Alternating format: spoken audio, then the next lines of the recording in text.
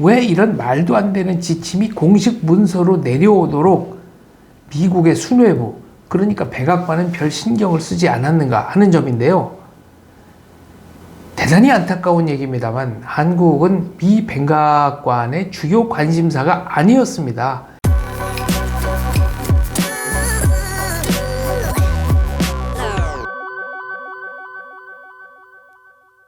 생생현대사 시청자 여러분, 안녕하십니까? 장원재입니다. 1946년 6월 3일 이승만 대통령의 이른바 정읍 발언이 있었습니다. 우선 용어부터 정리를 좀 해야 될 것 같습니다.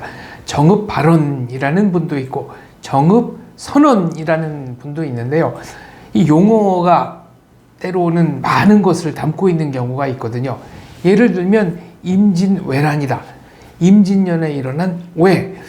약간 좀 일본을 낮춰보는 비칭이죠. 난 국가 대 국가 간의 전이 아니라 국가가 아닌 것들이 일방적으로 일으킨 난리다라는 겁니다.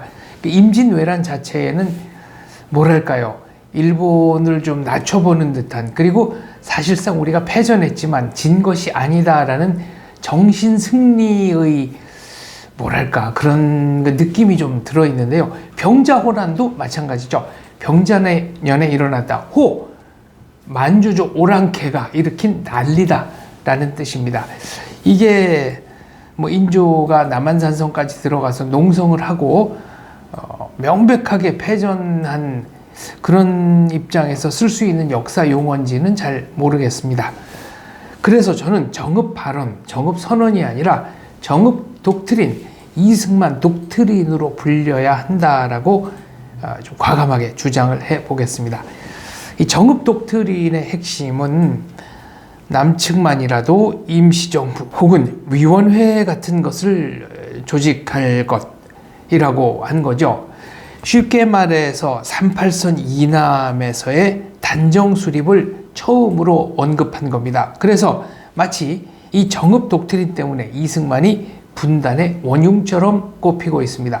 과연 원흉일까요? 이거 차근차근 하나하나 좀 따져보죠. 지금은 소련의 비밀 문서가 다 해제가 됐습니다. 그리고 레베데프 비망록도 공개가 됐죠. 슈치코프의 일기도 공개가 됐습니다. 우리는 이 모든 것들을 알기 때문에 그 당시 사람들이 얼마나 암중모색을 할 수밖에 없었는지, 그 판단 하나하나가 얼마나 고뇌의 신념의 고충의 산물이었는지를 잘 모릅니다만, 자, 아는 입장에서 한번 살펴보죠. 정읍선언, 정읍독트린이 나온 것은 1946년 6월 3일입니다. 그 전에 1945년 8월 15일에 해방이 되죠. 그리고 불과 한 달 후인 1945년 9월 20일에 스탈린이 지령을 내립니다. 38선 이북에 정권을 수립하라. 38선 이북에 단독 정권을 수립하라 라는 얘기입니다. 이유가 있죠. 토착 인구 비례로 선거를 할 경우에 38선 이남의 인구가 대략 2배쯤 많았습니다. 그러니까 한반도 전역을 지배하지 못할 바에야 일단 북쪽만이라도 확실하게 장악을 한 이후에 전쟁이라든가 폭동이라든가 기타 수단을 써서 한반도 전체를 공산화하자라는 게 스탈린의, 소련의 명백한 의도였다라는 것이죠. 그러면 말로만 그쳤느냐? 그렇지 않습니다. 1946년 2월에 평양에는 북조선 인민위원회라는 것이 만들어집니다. 사실상 정부 역할을 한 기구죠. 김일성에게 권력 집중을 했고요. 그 다음에 정부만이 할 수 있는, 적어도 정부에 준하는 권력을 갖지 않으면 할 수 없는 일들을 했습니다. 독자적인 화폐를 발행했습니다. 독자적인 군대를 창설했습니다. 그리고 토지개혁을 했죠. 토지는 밭갈이하는 농민에게라는 그 구호를 보고 한박 웃음을 짓는 한 촌노의 그 유명한 선전사진이 있습니다만, 이게 또 나중에 제가 기회가 되면 말씀드리겠지만 약간 좀 사기성 토지개혁입니다. 왜? 이승만의 토지개혁은 경자유전 원칙에 따라서 유상몰수를 했습니다. 그리고 유상분배죠. 소유권 자체를 다 농민에게 진짜로 주었습니다. 근데 북한은 경자권만 준 겁니다. 소유권은 여전히 자기들이 가지고 있었어요. 원하면 언제든지 뺏어갈 수 있다. 이런 거였죠. 1946년 3월 20일에 미소 공동위원회가 열립니다. 장소는 덕수궁이었습니다. 소련 대표단이 평양에서 기차를 타고 38선을 넘어와서 서울역까지 온 뒤에 덕수궁에서 이제 미소 양국이 회의를 시작했는데, 여기서 나왔던 안이 정부 수립안입니다. 한반도 통일정부 수립안인데 결국은 교착이 됐죠. 교착이 된 이유는 제가 나중에 따로 말씀을 드리겠습니다. 그래서 1946년 6월 3일에 나온 이 정읍 독트린, 이것이야말로 현실 상황을 아주 명쾌하게 뚫어본 이승만의 강력한 한 발이 아닐 수 없다라는 겁니다. 이승만의 목적은 남한만의 단독정부 수립이 아니고 임시정부라는 표현에 주목을 해 주십시오. 38선 이남에 임시정부를 세운 뒤 국제사회와 연대를 하고 국제사회와 연대한 힘을 바탕으로 소련을 압박해서 통일정부를 수립하겠다라는 원대한 구상이었던 겁니다. 이승만은 당시 북쪽에서도 남쪽에서도 꼽는 압도적인 통일 대통령 1호였죠. 그런데 남한만의 단정 수립을 이승만이 획책했다? 그렇지 않습니다. 이승만은 처음부터 끝까지 한반도에 통일정부를 수립하는 것이 목표였습니다. 1945년 8월 15일 2차 대전이 끝나죠. 일본의 패전으로 종전 후 협의가 막 진행될 때입니다. 이승만 대통령은 당시 미국, 소련, 영국, 중국 정상에게 전보를 보냈습니다. UN 상임 이사국들이죠. 한반도에 하나의 통일민주 독립국가를 건설해야 한다. 다시 한번 읽겠습니다. 한반도에 하나의 통일민주 독립국가를 건설해야 한다.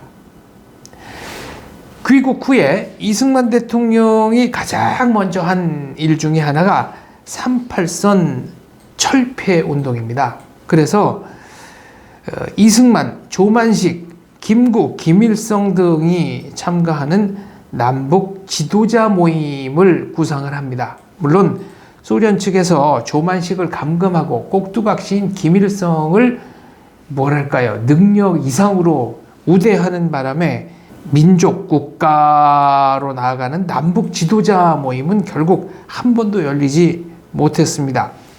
이승만 대통령이 이때는 물론 대통령이 아니셨습니다만 남북 지도자 모임을 통해서 하려고 했던 것은 12월까지, 46년 12월까지 중앙정부 설립을 계획하자. 그리고 인구 비례로 남북 지도자들이 모여서 38선을 철폐하는 협의를 하자라는 거였습니다. 이승만 대통령은 미소 공동위원회는 이미 실패할 것이다 라고 판단을 했습니다. 판단의 근거는 명확합니다. 소련의 목적은 북한의 친소 정부를 수립하는 것이었으니까요. 그리고 이른바 소련을 추종하는 김일성 일파의 목적 역시 친소 정부의 수립, 그리고 나아가서는 전 세계 공산화였습니다. 이때 소련은 일국 일공산당, 그러니까 소련이 본점이고 지점도 다 통일을 하라는 지령을 내리죠. 그래서 한반도 38선 남쪽에서는 신민당, 근로인민당 등등 이 합쳐서 이제 박헌영의 남로당, 남조선 노동당이 되는 거고요. 그리고 북한도 자기네들을 국가로 봤기 때문에 북조선 노동당이라는 거를 만들죠. 그래서 아까도 말씀드렸듯이 이 정읍 독트린은 일단 남쪽만의 임시정부를 수립하자는 거였습니다. 그래서 국제사회 인정을 받은 뒤에 소력을 압박해서 통일정부를 수립하자는 새로운 통일 선언인 것입니다. 먼저 임시정부를 수립하고 뒤에 민족 통일을 달성하자. 이걸 단계별로 하자는 로드맵이죠. 그런데 이게 어떻게 남한의 단정을 수립한 분단을 획책한 원흉이라고 할 수가 있을까요? 정읍선언을 찬성한 것은 한민당, 그리고 이제 주요 신문 중에는 대동신문, 그리고 중도파 민재 안세홍이 사장으로 일하던 한성일보 뿐입니다. 김구 선생이 이끌던 한독당, 이 정읍 독트린에 반대했습니다. 실지어는 미군정도 반대했습니다. 그럼 미군정은 이승만에 대해서 우호적이었다라고 생각하시는 분이 있는데 절대 그렇지 않습니다. 미군정은 중도파를 선호했습니다. 1946년 2월에 미 국무부가 보낸 지침이 있습니다. 그러니까 정읍 독트린이 나오기 약 4개월 전이고요. 또 평양의 북조선인민위원회, 사실상의 정부기구였죠. 이 북조선인민위원회가 결성된 즈음에 나온 지침인데요. 첫째, 한반도 문제는 모스크바 협정의 틀 속에서 미소 합의로 결정하도록 하라.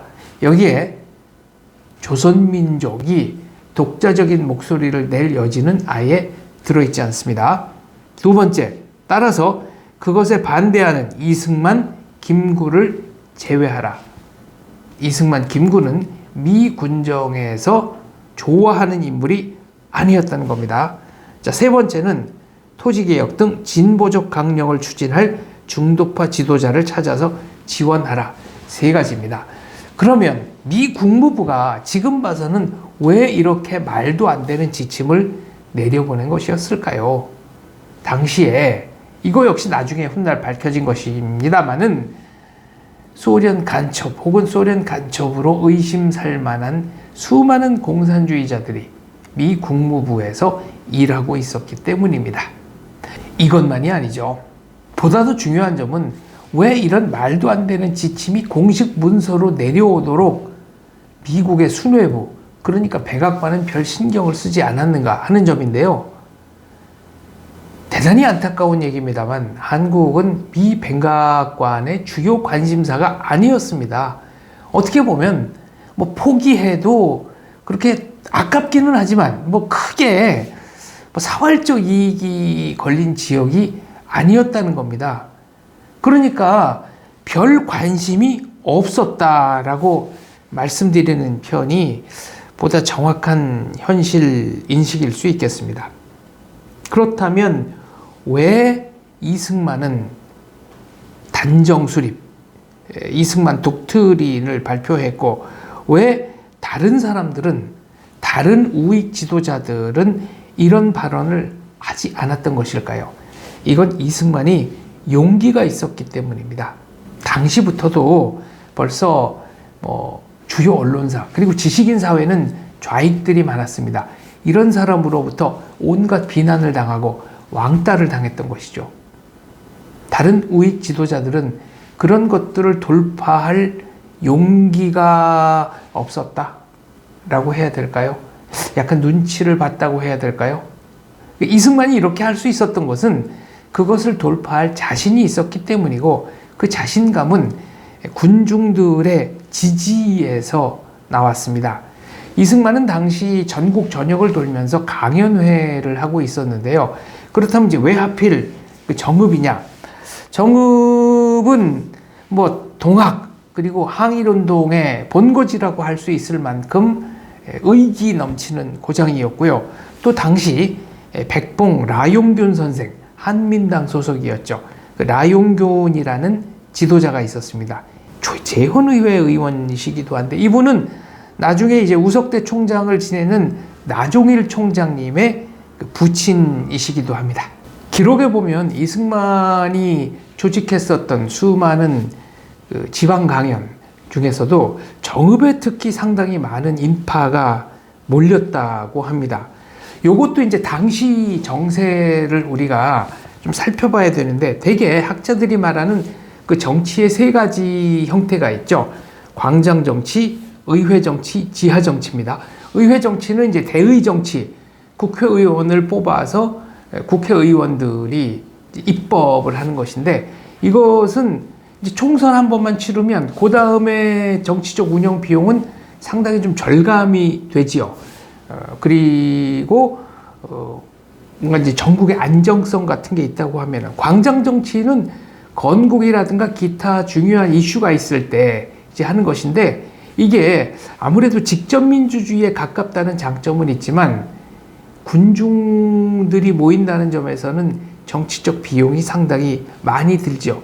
지하 정치는 뭐 운동권들이 하는 뭐랄까요, 암약, 지하 운동, 뭐 혹은 이제 우익들의 그 프랑스의 레지스탕스 등등을 생각하시면 되겠습니다. 아무튼 당시는 건국 전이었기 때문에 광장 정치를 할 수밖에 없는 상황이었고, 그 광장 정치의 일환이 전국 순회 강연 및 집회였으며, 당시 정읍에 상당히 많은 인파가 몰렸다라는 것이 사실이 되겠습니다. 이 정읍 독트린, 이승만 독트린 선언 이후에 전국의 주도권은 이승만 쪽으로 빠르게 넘어옵니다. 민심의 향배가 그쪽으로 향했던 것인데요. 첫째, 이승만은 소신 있는 정치인이다 라는 인상을 줬습니다. 둘째, 이승만의 주장에는 일관성이 있다 라는 면에서 신뢰감을 획득했습니다. 셋째, 이것이 저는 가장 중요한 포인트라고 보는데, 이승만이야말로 현실적 대안을 제시하는 사람이구나 라는 그런 인식이 대중들에게 널리 퍼졌다고 생각합니다. 자, 그렇다면 이승만은 어떻게 소련의 야욕을 꿰뚫어 볼 수 있었을까요? 당시에 북조선에서, 그러니까 소련과 김일성 일당이 장악한 북조선에서 온갖 박해를 받고 남쪽으로 내려온 서북인들의 증언이 있었습니다. 그리고 미국에서 오랫동안 활동하면서 공산주의자가 어떤 놈들인지를 이미 겪어서 알고 있었던 게 이승만이죠. 그 이승만은 공산주의자는 호열자 균과 같다. 사람과 호열자 균이 어떻게 동등한 입장에서 대화를 나눌 수 있겠느냐? 대화를 나눌 수가 없다라고 했습니다. 그리고 미 군정의 압박을 받으면서 또 이런 독트린을 선언했을 때 정치적으로 고립될 수 있다는 위험 부담을 안고서 승부수를 던진 거나 마찬가지죠. 소련은 북한을 위성국화할 야욕이 있었다. 이거 지금은 누구나 알지만 당시에는 뭐 아는 사람이 그렇게 많지 않았던 것 같고요. 그래서 소련이 임시정부 협의체에서 반탁단체, 그러니까 한반도를 유엔의 신탁통치 하에 두고 신탁통치 기간이 끝난 뒤에 말하자면은 총선거를 실시하자. 여기에 이제 공산당만 빼고는 거의 다 반탁, 신탁통치 반대를 하죠. 소련은 임시정부 협의체에서 이 반탁단체들을 배제하기로 합니다. 그래서 이승만 대통령은 소련의 야욕을 좀 더 확실하게 알아차리지 않았는가 하는 생각이 듭니다. 여기서 주목해야 할 점들이 몇 가지가 더 있습니다. 1946년 6월이라는 요 시기에 한국독립당 서울시당 위원장이던 해공 신익희, 임정의 요원이었죠. 해공 신익희가 한독당을 탈당하고, 그러니까 서울시당 위원장직을 사퇴하고 이승만 진영 쪽으로 들어옵니다. 그리고 공산당 인사였지만 뭔가 공산당의 그 변방으로 밀려나 있던 축산 조봉암도 전향을 해서 이승만의 입장에 지지를 표하게 되죠. 그래서 결론적으로 다시 한번 말씀드립니다. 6.3 선언, 이승만의 정읍 발언은 이승만 독트린, 새로운 통일 선언으로 봐야 한다라는 겁니다. 두 번째는 한간에서 주장하듯이 단정 수립을 주장하는 것이 아니다라는 겁니다. 왜? 좌익이 주도한 언론계와 지식인 사회의 분단 책동 공격에 맞서 싸운 매우 용기 있는 발언이었기 때문이죠. 세 번째, 가장 정확하게 현실 인식을 하고 가장 분명하게 현실적 대안을 제시한 것이다. 네 번째, 이것은 단계적으로 통일을 향해 나아가는 이승만의 구상이 들어있는 발언이다. 다섯 번째, 이승만이 정말로 우려했던 것. 바로 이 점 때문에 저는 정읍 독트린이 나왔다고 생각합니다. 그러니까 이승만은 미 국무부가, 미국 주류 사회가 한국을 그렇게 중요하게 생각하지 않는 틈을 타서 뭔가 공산주의적인 지령을 계속 내리는 걸 알고 있었고, 본인에게 비자 발급 등 여러 가지 성가시게 만들었다는 사실을 기억하고 있었습니다. 이 모든 것들이 다 정치적으로 계산된 행위였다는 것을 이승만은 꿰뚫어 보고 있었던 것이죠. 그래서 이승만은 붉게 물들은 일부 국무부 인사들이 중국식 좌우 학작을 한국에 강요할 수도 있다라는 그런 우려를 했던 것은 아닌가라고 저는 생각합니다.